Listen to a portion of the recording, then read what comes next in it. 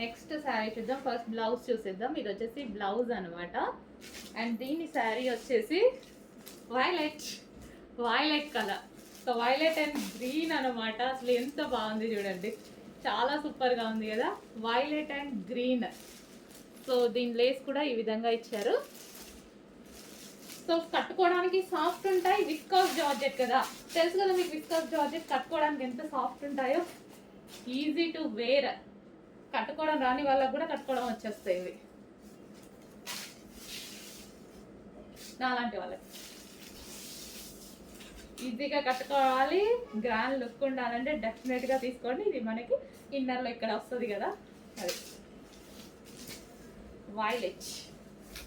ప్రతి కలర్ బాగుందండి ఇట్లా. ఈ కలర్ బాగుంది, ఈ కలర్ బాగాలేదు అనడానికి లేదు.